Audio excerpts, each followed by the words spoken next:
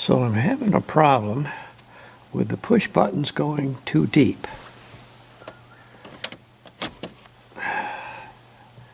And you can see that R has gotten behind the faceplate. If I push N, I can get it back out. But even then, see? N is too far in.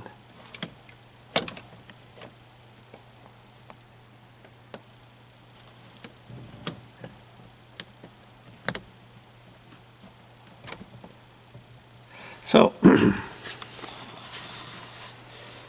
those are the three mounting screws. That's how they did it 57 through 59.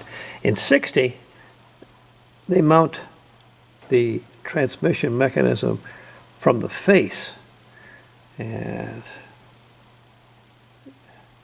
so I'm going to have to get in here and see if I can't move that mechanism farther forward. And I've got room.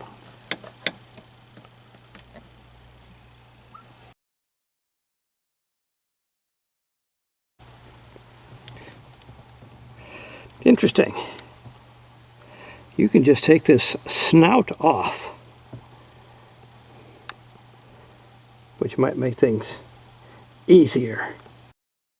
So if you look at the nose plate and the size of the bolt and the size of the hole, there is room for the bolt to go fore and aft, which would give you fore and aft adjustment. So I've taken a file and I have made the hole somewhat oval. Surprisingly, this material filed very easy. Now that ought to give me more adjustment in the way I want to go, and perhaps we'll keep those buttons. The only way we'll know is to try it.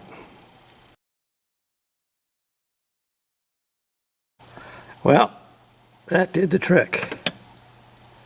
You can see the buttons sit just a little more proud. The D does not sink out of sight. The neutral doesn't go out of sight. And full reverse still has a little bit up. So that was the answer to the trick.